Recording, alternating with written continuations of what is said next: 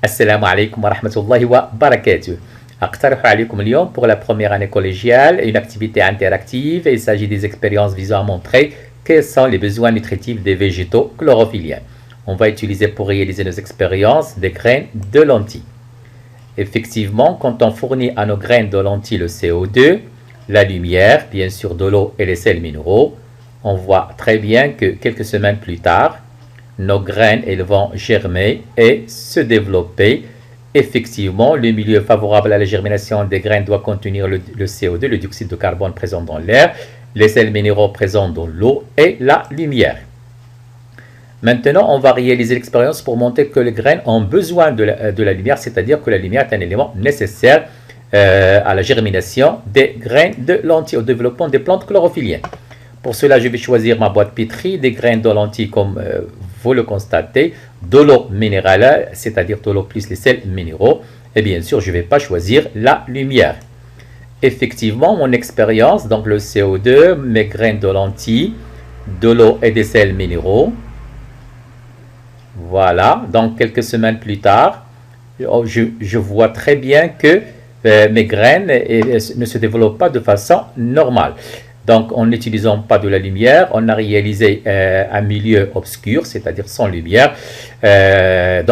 Sans lumière, et les graines ont moins bien germé. La production organique est moins importante. Ceci nous permet de déduire que la lumière est un élément nécessaire pour un bon développement des plantes chlorophylliennes. Ma deuxième expérience, je vais montrer que les graines, bien sûr, ont besoin des sels minéraux. Effectivement, cette fois-ci, toujours, je vais choisir ma boîte pétrie, mes graines, bien sûr, la lumière, mais je vais choisir de l'eau déminéralisée, c'est-à-dire de l'eau sans sels minéraux. Je valide. Effectivement, quand je fournis à mes graines la lumière, le CO2, l'eau sans sels minéraux, c'est-à-dire l'élément éliminé cette fois-ci, ce sont les sels minéraux, quelques semaines plus tard, je vois très bien sûr, que mes graines ont germé, mais de façon très faible.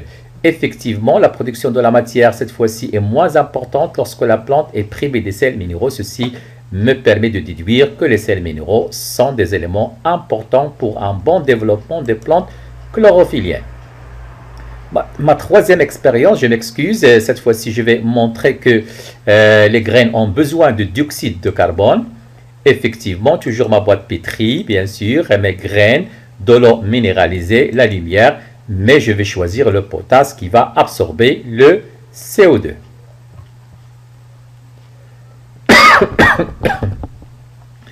Effectivement, les conditions que j'ai choisies, et les sels minéraux, la lumière, mais bien sûr sans CO2, puisque j'ai utilisé le potasse qui absorbe le CO2. Je vois très bien que que le développement de mes graines est très faible. Effectivement, la production de la matière organique est moins importante lorsque la plante est privée de dioxyde de carbone. Ceci me permet de déduire que le CO2 est un élément nécessaire pour un bon développement des plantes chlorophylliennes. Ma dernière expérience, je vais montrer cette fois-ci que la plante a besoin de l'eau.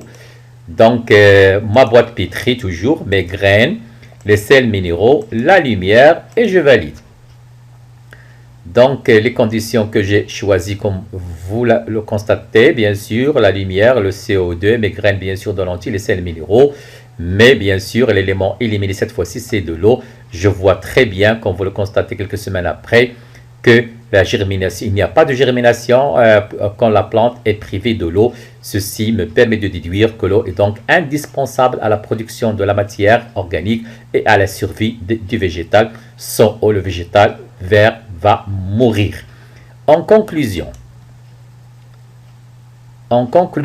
comme peut-être vous le savez maintenant, les végétaux verts chlorophylliens prélèvent dans leur milieu de l'eau indispensable à leur survie, les sels minéraux, le dioxyde de carbone bien sûr de l'air.